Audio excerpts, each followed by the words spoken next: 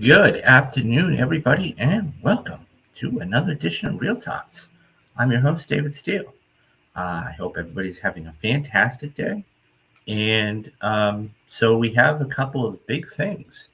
One of them being we've got a couple new movies coming out, one which I saw last night. And I will be giving my full thoughts about that this weekend. And that was The Flash. So the long anticipated movie with Ezra Miller, the DC universe continuing, Michael Keaton, and everything else. So that was interesting. It's finally good to get something that was 2 or 3 years in the making finally came out. So I mean, everything that has happened. So that was interesting to say the least. So that came out, and of course we have the Pixar film Elemental, which I've only seen the trailer once or twice, but it looks really, really good. And I want to go see it. Maybe I'll go see it tonight because it looks fascinating. Now I'm not going to do a spoiler cast for it, but it just animation is one of those. Before we get started, animation is one of those things that is so underrated today because we have all these comic book movies and these dramas, and so animation when it's done well, I mean, Across the Spider Verse is a perfect example of that it can really hit home. And I understand that was Sony, so I'm really interested in seeing that. And the other one I'm really interested in seeing, and I need to get a laugh, is The Blackening. I really, really, really want to see that. So I think I'm going to I'll definitely go see one of them tonight, I think, because, it'll be interesting to see how many people are in the theater. But I mean, there was some news about The Flash, and you know what, guys? I'm not going to do it today. I will definitely be doing a show tomorrow before the spoiler cast. So come join me. I'll tweet out what time it's going to be and all that good stuff. But we're not here for that today. So as I've been teasing in every single video, and every single show moving forward, so we're a little less than a month away from, I believe, what's going to be the biggest film of the year. And actually, the data kind of is a little interested, and I was surprised doing my research about this film and this franchise. And I'm talking about Mission Impossible 3. Mission Impossible 3 is one of those movies that, so Tom Cruise is in full Tom Cruise mode in this. So anybody who hasn't seen the first two videos, please go back and give them a watch. So what we're doing with this rewatch series is I'm basically going through and I'm rewatching every single one of the Mission Impossible films and talking about them and critiquing them and, back in the day and how they hold up today and everything else. The first two films were interesting. Okay. Of course, the first one kicked off in 1996. So he started his own company with Paul Wagner, his CIA agent at the time. And so that's how they got started. And it was right in the middle of a time where TV films were starting to come into play. So you had like Beverly Hillbillies and you had the Addams Family. So this was right up their alley. So that was a good, solid film. And then you had Mission Impossible 2, which, is still here on the channel as well. And I thought it was to date. Now, I've seen all of them. It's been a while. So far, watching of the three films, Mission Impossible 2 is the worst. And I think that anybody who's a Mission Impossible aficionado, if you will, who knows of the franchise, who knows of the films and everything else, they would probably put it as lower tier. Now, that all being said, excuse me, John Woo directed that second film. Now, don't forget, he was just coming off of Face Off. He was coming out of Face Off a couple years earlier. So that being said, it was it's not a surprise that he got that film for what it was. Now, we're going from 2000, and it's fascinating to look at, it's not just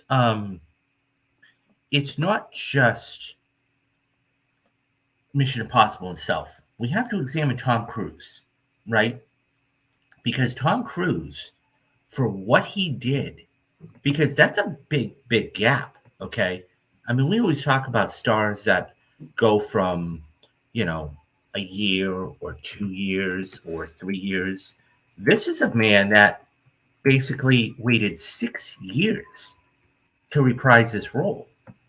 Um, and it's fascinating because of the roles that he actually did. And so, I mean, I just want to talk about a few of them because it's interesting. I mean, Tom Cruise is obviously the megastar in Hollywood.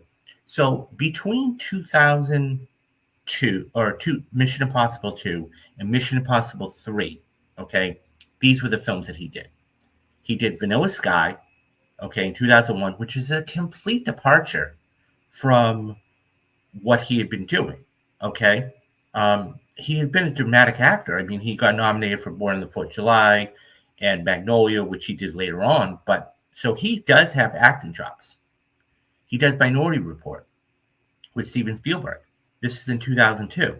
This is the Minority Report is really, and don't forget, okay, we just had, it was just after 9/11.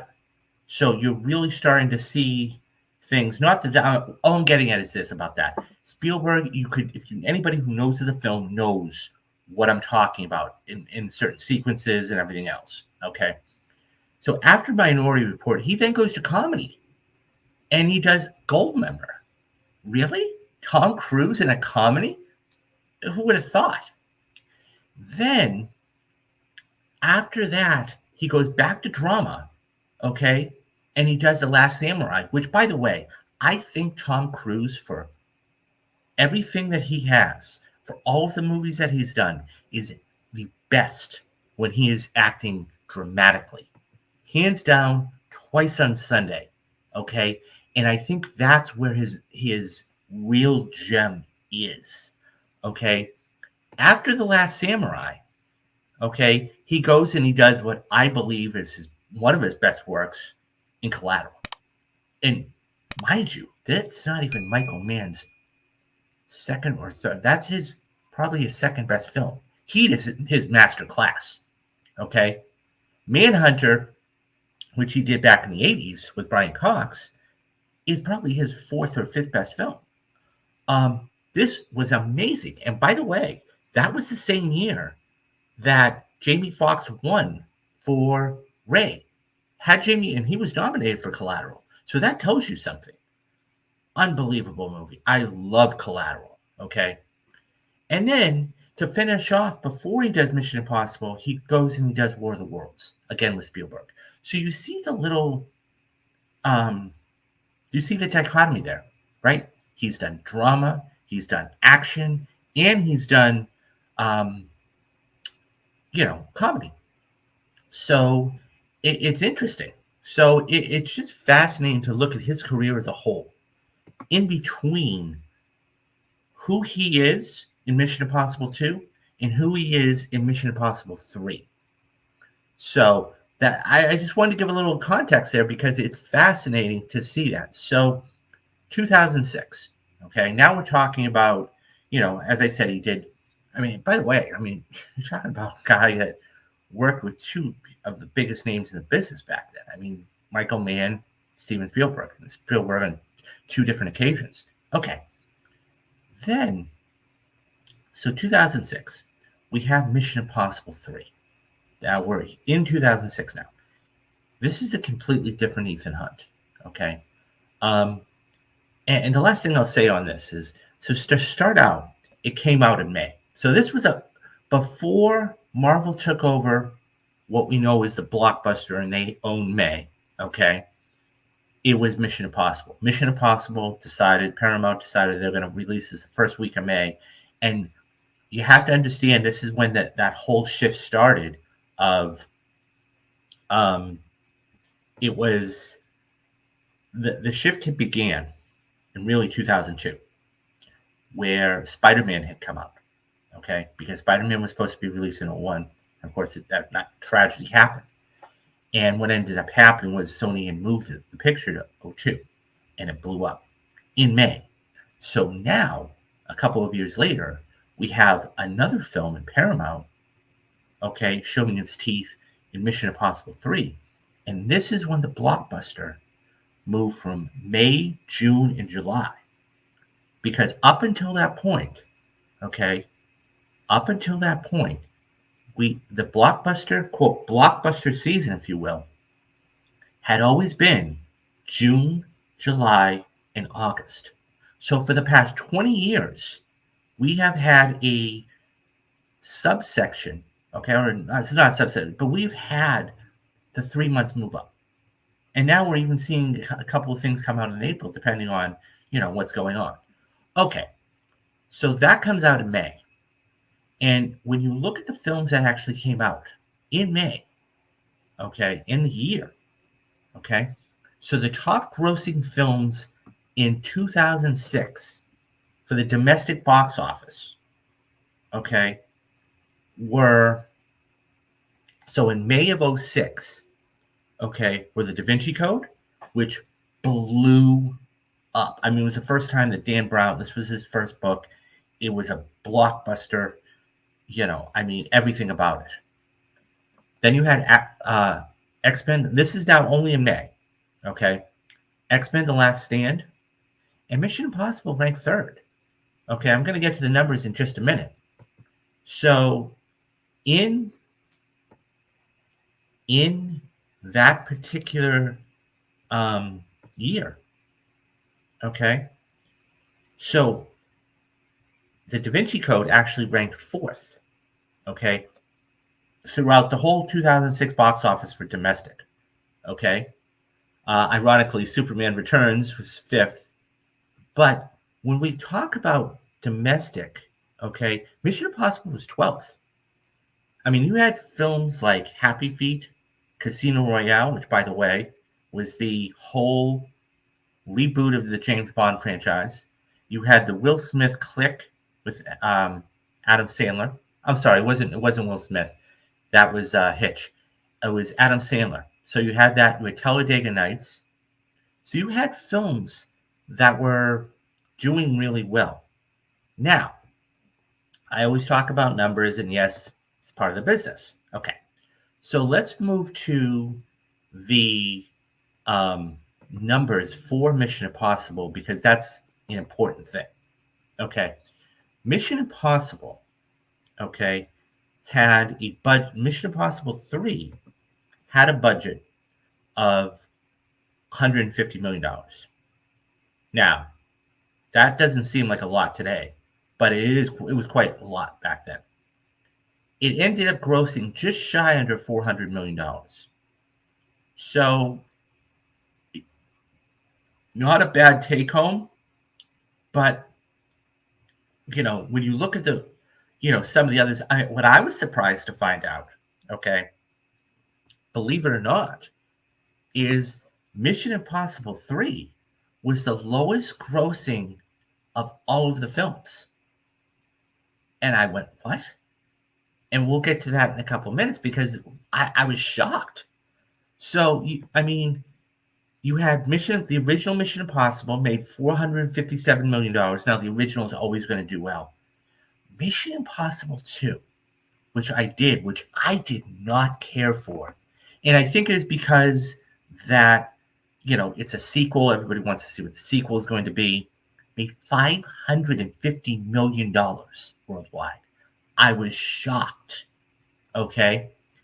And then, Mission Impossible Rogue Nation, obviously, Ghost Protocol and Fallout. None of the films that I'll be covering from here on out, so basically, none of the films ever cracked. The highest film, which was Fallout, which was the last film, cracked $786 million worldwide. That's it. So, truth be told, though, it's made almost $4 billion at the box office. It's made $3.57 billion. So, all of that aside, because I think that all of that stuff is a necessary caveat to the look. Everybody knows what the story is, right? I mean, I'm not going to bore you with the story. Everybody that's seen the movie, okay, knows that Ethan Hunt is on another mission. Okay, this was originally based off the 1960s, television series, and I talk all about that in the first video. So let's talk about the people behind the camera real quick, because I think the crew itself. So let's talk about the cast real quick, okay? Before we talk about the crew, the cast was unbelievable in this movie. Okay, bigger than most. Okay, you had Kerry Russell, who made a small appearance. Okay, and her character has an integral part of the whole thing. Okay, I love Kerry Russell going all the way back to Felicity. Something I've been meaning to watch and want to watch is The Americans, but I love her as an actress. Okay, you have Michelle Monaghan. She is now put into the fold, and I love what they did about Ethan being a family man now. Right? He's going to get married. He's going to settle down. We think this could be the end of Ethan Hunt until this happens. And then what I was not shocked, but I think is the best film. Hands down is the best film. Okay. And I would, go to war about this. It's Philip Seymour Hoffman. I loved Philip Seymour Hoffman in this movie. He is unbelievable. His gravitas, especially in the scene here where they get Hunt or they get, Davies and at the Vatican and they capture him. By the way, and I'll talk more about that in a couple minutes, but his gravitas is just amazing in the scenes that he's in. And how cool and collected and just amazing he is. And I think like I said, I think he's the best villain in this franchise. That's just me. Another thing, okay, is so let's, as I said, let's dive into, so that's your cast essentially. I mean, you have everybody else coming back. You've got Vin Rames coming back. You've got, Simon Pegg. You've got, actually, yeah, so you have Simon Pegg coming back. So let's now quickly talk about the behind the camera, because I think that's important. So up until that point, okay, you had, so one of the best television series on television, well, one of the best series on television was Alias. I loved Alias. I loved Jennifer Garner, but I loved Alias in general. And J.J. Abrams did that. Of course, he went on and he did Lost, and he's done several other things since. Of course, he directed one of the biggest blockbusters of all time, or biggest films of all time, in The Force Awakens. Okay, so he also co-wrote this. Okay, so not only did he direct it, which, by the way, was his directorial debut. When we always talk about directorial debuts, I mean, we just had two, at least one this year, but we've had the two that I can think of right off the top of my head, okay, and I love the movie, and I know I'm a sucker for it, is A Star is Born, okay, with Bradley Cooper, and Creed 3 earlier this year with Michael B. Jordan. It is so hard to not only star, but direct your film, because you have so many different decisions to make, so many different things to make, time, money, everything else. So he didn't star in the film, but this was his directorial debut. And it's very interesting because when you see people get out of the gate, you always think, oh, this is going to be horrible. This was not a bad movie. It really, really wasn't a bad movie. I mean, it was the same premise, okay? But it was not a bad movie. And you're directing the biggest star in Hollywood at the time, in Tom Cruise. I liked it. Now, he did co-write it. That's so a couple of other notes, okay? Alec Kurtzman, okay? So he actually was a producer, okay, on the 2017 The Mummy, which of course Tom Cruise was in, which we all know what happened with that. I mean, that was, if that would probably be, honestly, that would probably be the one flop of Tom Cruise's career. That's it. That's it. The one flop.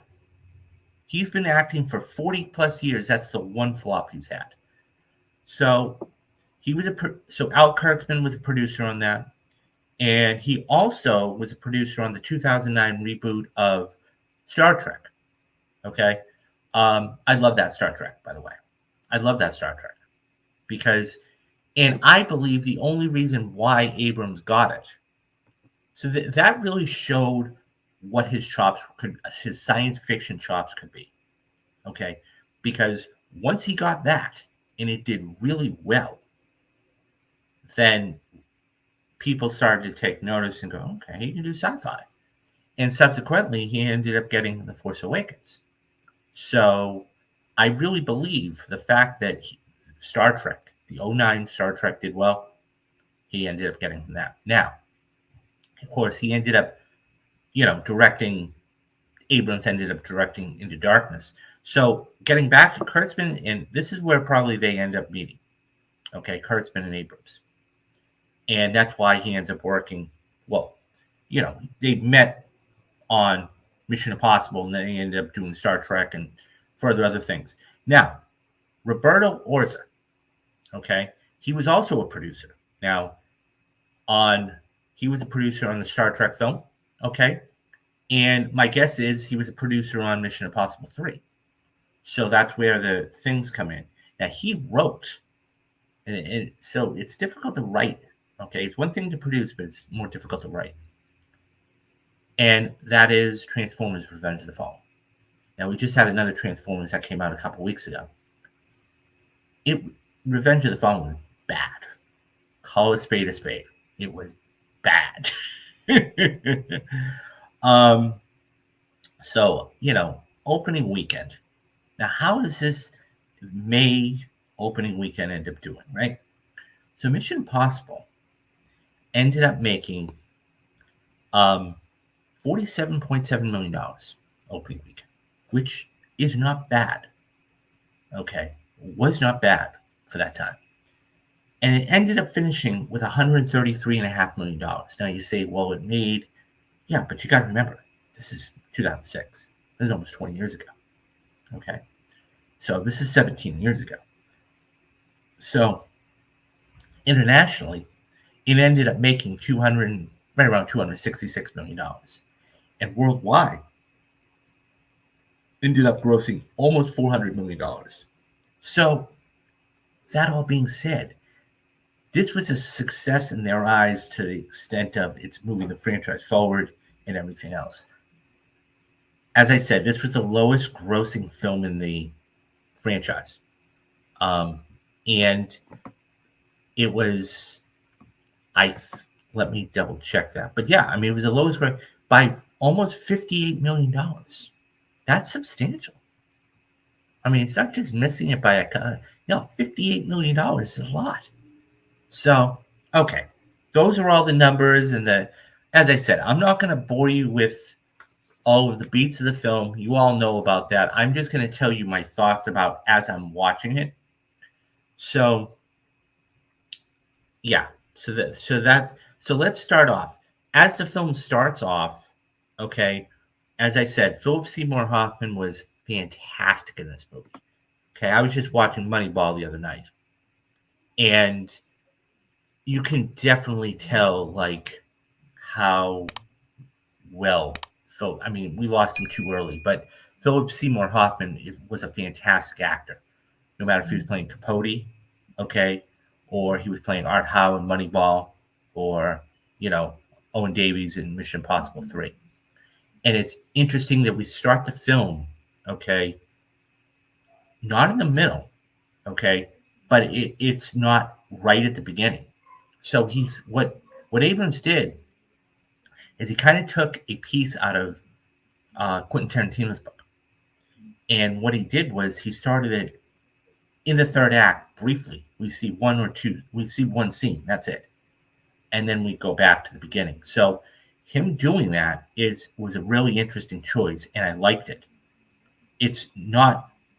You have to do it right in order to make it work. Um, all that being said, I think that, and Tom Cruise. I mean, let's talk about Tom Cruise is beat up here. He's captured, he's beat up, and we have to see our protagonist. How is he going to get out of this? And we don't see that until the third act, obviously. Um, it was a really good starting point for him, and I liked it. So, as I said earlier, this is a Paul Wagner and Tom Cruise production. So this is the third film, not only the franchise, but they've done together. Um, the attention to detail. So every time that we start one of these films, okay, uh, it's always fascinating to see how Ethan gets his mission, right? So in Mission Impossible, he ends up getting it. Well, we suspect he gets it at the end, okay, um, through a thing on an airplane. And in Mission Impossible 2, he gets it through Oakley sunglasses, which he throws away and they explode. In Mission Impossible 3, it's a little different because they had those little disposable Kodak cameras. Well, he put it. So one of his coworkers, okay, calls him and says, "Hey, listen, one of your trainees got captured. We'd like you to go in and rescue her." And so he gets the mission through one of the disposable cameras, which I thought was fascinating. I mean, if you even go back, later on throughout the franchise, it's through telephones, it's other unique ways. I love that creativity there. So that's where it all begins. Okay, it all begins by Kerry Russell's character going in, which we don't see, and she gets captured. And then I want to call him Tom Cruise. Ethan's brought in and said, "Look, here's your mission. Should you choose to accept it, go get her." And Davies is basically toying with them. They rescue her. She dies, and then the puzzle is why. What did she do? So another person I'm not even talking about, and as we go through this this franchise, we're going to have many different secretaries. So, in the first one we had, I wouldn't say Voight was the secretary. Okay, so we had Kittredge, who was the secretary at the time, even though he wasn't named. Okay, in Mission Impossible 2, you have Anthony Hopkins. In this Mission Impossible, you have Lawrence Fishburne. Lawrence Fishburne is the secretary of, or the head of that department. And so he gives a fantastic performance for what he's in. Lawrence Fishburne is a remarkable actor. So the fact that they were able to get him for this, truly amazing. So another person that really makes their mark and is introduced to this whole franchise, as I said, is Michelle Monaghan. So she's introduced as Ethan's girlfriend. So when we meet Ethan, he's about ready to settle down, retired, and he has to get called back. I loved her in this film, even though she didn't have a big role. She had a good enough. She had a role that was important and critical to it, because she's questioning whether or not their love is real. And then, of course, he has. So in the meantime, Ethan's basically lying to her all this time. And so, the whole marriage scene was really cute. And it's really interesting to see, he really did love her and everything else. And I loved Michelle Monaghan. And moving forward in the franchise, she's used really, really well. She's not just a throwaway character. And that's something to be said about that. Okay. As I said, Lawrence Fishburne, in the very beginning, I loved Lawrence Fishburne in this, even though he had a small little role, and he was not, and the role was just perfect for him.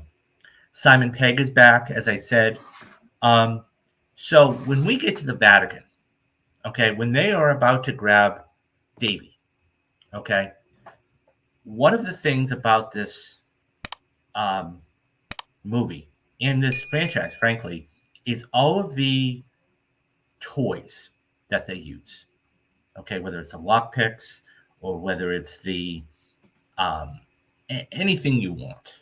I mean, whether it's the camera phones, whatever it is, the book to hide the Bible, to hide the device to actually, get the camera links in, whatever it is. It's all of these little toys that they use. And that's the really cool part. This is a spy movie at its core. I mean, don't get me wrong, you've had a couple of other spy movies at the time. Okay. You had the Born Supremacy, okay, that was out at that time. Casino Royale had just come out. James Bond was just rebooting. Okay. Um, so it had to differentiate itself. But this was a really cool way to show all of the toys in play, whether it's a thing to break through the wall in the Vatican, whatever it was. And that really was great. And even when they grabbed Davy, the mask, I mean, it's just fantastic. How he's holding a gun to his neck and he's reading and he's got the voice analyzer. Unbelievable stuff. And in this film, I will say one thing. So in Mission Impossible 2, speaking of that, in Mission Impossible 2, okay, which I did for the video earlier, they use masks 6 times. Count it. 6 times they use masks. They only used one time because they realized that was way too much. And so you want less is more in this situation. I loved how they grabbed him. And so, I mean, that sequence when they're on the plane, it is just amazing. And so, he's threatening to, cut, Davies and let him go. Vin Rames, it's just, and he doesn't say anything. Davey doesn't say anything, but he basically, he knew he wasn't going to get killed. So he basically said, "You have no idea what you're into, Ethan." And even when he starts out, he's like, "Do you have a wife or a girlfriend? Do you know what I'm going to do? I'm going to hurt her. I'm going to hurt her really bad. Your little blonde friend, that was fun." And that's what sets Ethan off. And it's just, he was so good in this. So good. Loved him in this. So that was it. So in all of these films too, you always have a couple of trademark shots, right? So you have the running scenes. Even in, Dead Reckoning Part 1, which we're going to be covering later on in July, and moving forward, you're seeing all of these running scenes. Now, there's actually happens a couple of times. Once is on the bridge. Once Davies is broken out, which, by the way, it almost felt like 2 different movies. Okay, you had the whole grab of Davies. Okay, and then you had Davies getting out. It kind of reminded me of like Skyfall in that respect. Okay, where in Skyfall, basically, they were trying to get Silva. And so Bond basically tracks Silva down. You have to see him go through the training and everything else. And then he tracks down one of his proxies, and then he gets to Silva. And then once Silva breaks out, okay, he has to then track him again and make him stop the near assassination. And then he has to go. And then in the third act, it's, okay, we're going to get in front of this and do this. That was kind of like the same concept. Act 1 was basically trying to find out who killed, I'm blanking on her name. Trying to find out who killed not Michelle Monaghan's character, Kerry Russell's character. And Lindsay, thank you. So, I mean, it was kind of Act 1 was trying to find out who killed Lindsay. Okay. And then once they were trying to figure that out, okay, Act 2 was going to grab Davy. And there at the end of Act 2, we see him break out. And then he has, his wife, and he basically wants him to go get the rabbit's foot. And Act 3 is him basically getting the rabbit's foot. I mean, I love Simon Pegg. Simon Pegg he's a fantastic actor in whatever he's in. But so once the building gets blown up and everything else, and he goes to the tech people and says, "What do you have?" So he's able to reconstruct the email to the Vatican. But Simon Pegg basically says, like, I had this professor that wanted to scare the underclassmen, and he said that he was, basically said that technology was going to eviscerate humanity and take waste to, parks and ice cream parlors and schools and everything else. And every time I see that, I think of the rabbit's foot, that there is something out there that it's so the rabbit's foot is what's called the MacGuffin.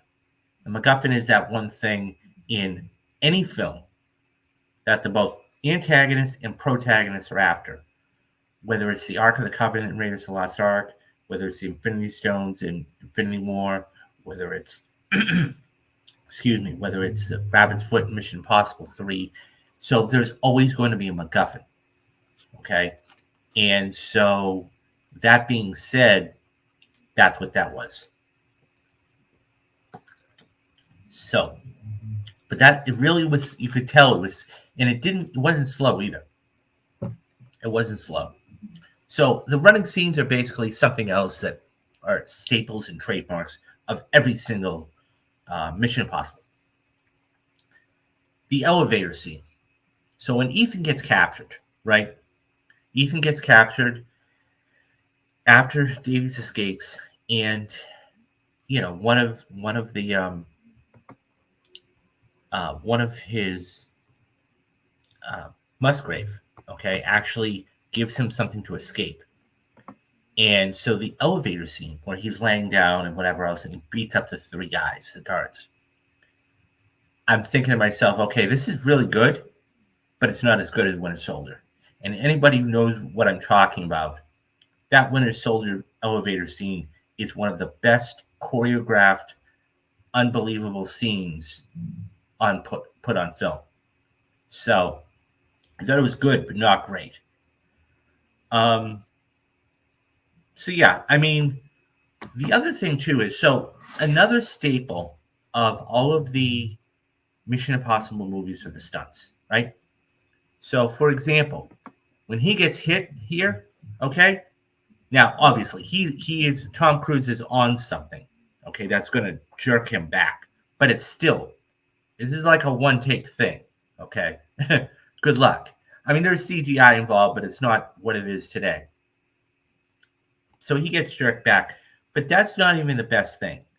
So the scene when he's going to, actually in the third act, when his team is in Shanghai, and he's trying to figure out how to get to Rabbit's Foot. And by the way, you go from Ethan Hunt, the artist, not the artist, but Ethan Hunt, who's very serious, and he basically stops and he talks to Vin Rame's character. He says, like, look, because he comes up with the idea of to swing from one building to the other. And he says, look, you can get that gear here. Now, there's 2.5 hours before they kill my wife. Are you in? He's like, yeah, of course we're in. So they basically, you see Tom Cruise can just turn it on like that.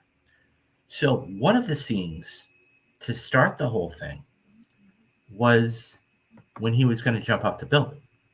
Now, this is one of those crazy. Now, this is the shot where he's about to swing from one building to the other.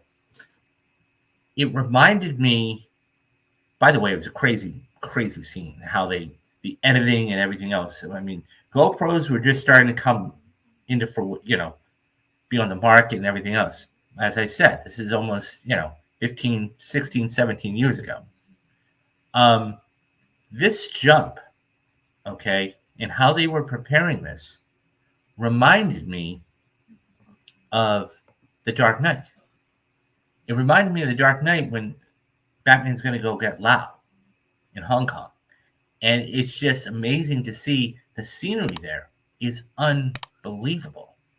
Um, but yeah, just having to do that and the intricacy of it and having to and then to make it, by the way, to film all this and then be able to make it was incredible. So just unbelievable. And then, so the end of it, okay, excuse me, the end of it, we see this. He gets the rabbit's foot, okay, he gets the rabbit's foot, and Davies, there's a chase that ensues, so they lose him.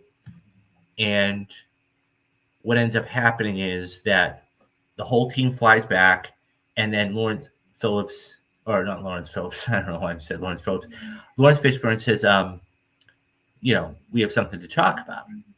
And so what ends up happening is that now we go back to this shot here, okay, where Ethan is tied up in the chair, okay, full circle once again. We start with this, we're going to end with this. And this is where Davey basically says, I told you I'd kill you in front of your wife. Well, I lied. I'm going to kill her first. And so the fight ensues. And still, so it's just, so he ends up dying. Okay. It's really, I got to say, it was a little anticlimactic. I got to be honest. The way that Davey died was a little bit, anticlimactic. And I went, okay. I mean, I knew of it, but it's still, you want to see an epic battle, right? And he gets run over. I went, okay. And what ends up happening is because Ethan has this bomb, the same thing that Lindsay had activated in his brain, he has to shock himself. And that's when you see Michelle Monaghan's character basically, by the way, she's a nurse. So, forgive me, guys, I forgot what her name. Oh, Julia. So basically, you see Julia, going to bring him back and everything else, and she's a nurse working in the hospital, and she thinks she lost him, but she has to handle the gun, and so she ends up killing. She ends up killing Musgrave, and then she goes back and brings him back. And it's that shot of, after, he's revived and she's just beating down on his chest. And so, that's the scene where he says, "You did that?" She's like, "Yeah." So that was when the rabbit's foot was recovered. And then, so the last scene is I love the little shots of the established shots, like 2 or 3 of them. And then you see Ethan and Julia walking hand in hand. And she says, "Do you want to tell me why we're in, Beijing?" And he says, "Well, I work for this group called IMF." And she says, "What does that stand for?" And he says, "Impossible Mission Force." She's like, "Get out of here." It's like, "No, everything I'm telling you is top secret. This is classified." She's like, he basically says, "You can trust me." And that's when they go back and, as I said, basically, they are greeted back with Lawrence Fishburne's character and says, "This is for any reparations." The White House is called, basically teasing like this could be the end of Ethan, and saying that, there's a job that they're very interested in talking to you about. And he says, "Let me think about it. I'm going to go on my honeymoon." And he says, "Just out of curiosity, what was the rabbit's foot?" Lawrence basically, he says, "Tell me you'll stay, and I'll tell you what it is." He's like, "I'll send you a postcard." But it's one of those things where this overall, I thought I enjoyed this movie. I enjoyed this movie quite a bit. It had everything you wanted in a Mission Impossible film. Okay. It had the big action with the bridge sequence. Okay. It had the spy aspect of it, which is, which was for the Vatican. You had the the other the other action with him trying to go get the MacGuffin, the rabbit's foot. You had the love angle. Okay, this had everything. This was a well-rounded Mission Impossible movie. And of the three, this one is my favorite so far. Now, I'm gonna watch all of the others between now and the 12th of July, and I'm gonna come back and doing these videos for you guys, and that may change. That may completely change. But as of right now, Mission Impossible 3 is the best one out of the three that I enjoy, my favorite. Um, yeah, I mean, and this goes to show you a couple of things. Number one, you don't have to make a whole oodles amount of money to have something be enjoyable. Okay, that's something it's a fallacy. I mean, and we see it all the time with Rotten Tomatoes that basically critics will not like something and the audience will love it. They will absolutely eat it up. And that's how studios see that and they vote with their dollar. Because the critics only make up a very small, select portion of the whole general population, general audience. So it would be fascinating to see if somebody actually walked in and not said, okay, you're seeing this as a general audience, not as a critic, and see if their opinions would change. Probably not, but that's, So that is Mission Impossible 3. That is the J.J. Abrams directed film of 2006. As I said, I thoroughly enjoyed it. I had a blast watching it. I mean, as I said, I've seen it a couple times, but it was a fun movie. So, moving on. So let me talk about what's coming up, in the coming days and weeks. So, as I said, just saw The Flash last night. I thought it was good, not great. I mean, it has problems. I will be doing a Flash spoiler cast tomorrow. I'll figure out what time. So, guys, come back and join me for that. I'm gonna this week has some big news. I'm going to do a show tomorrow, okay, talking about some of the news, and we'll get some of the numbers in there for the Flash and Elemental and everything else. So I'll end up doing the show first and the spoiler cast second. And then we have out there right now the perfect movie of June. So that is The Dark Knight, which it's been out there for a couple of weeks now, and I love that movie hands down. Mission Impossible, actually, tickets for Dead Reckoning went on sale yesterday. I'll be getting I think I'm going to go see it the 10th for one of the fan events. But between now and July 12th, guys, you guys are going to be getting the other 3 or 4 films. Okay, Ghost Protocol, Rogue Nation, Fallout, and I'm missing one. And that's it. That's it. So there's only 3 more films left, okay, for the next 3 weeks.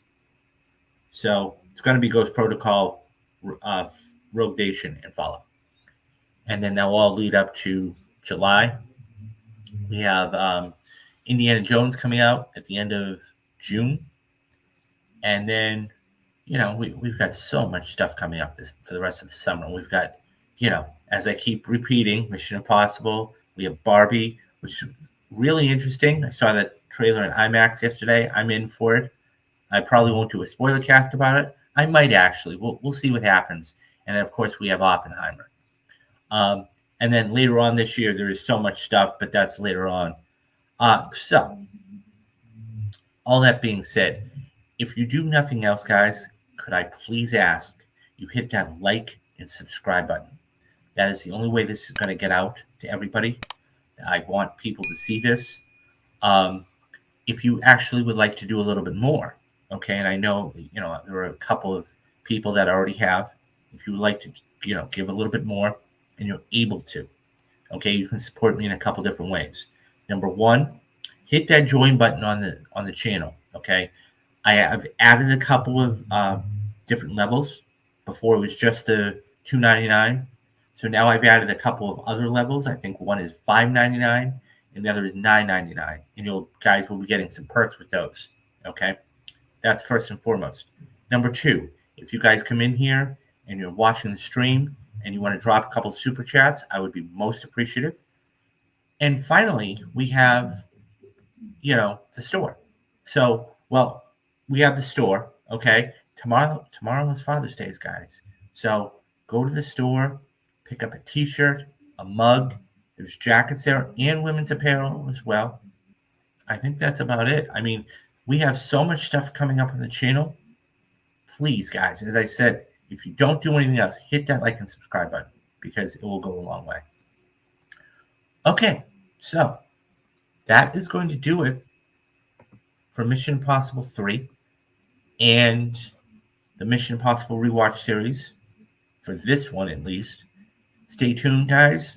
In the next week, next Friday, you're going to be coming back here and you'll be able to see the next film in the franchise, and that's going to be Ghost Protocol. So, 2011 film. Okay, guys, do the 3 things you need to do. Be safe, be careful, and have a great weekend, guys. Go to the movies. All right. I'm David Steele, and you have been watching Real Talks. Bye-bye, guys.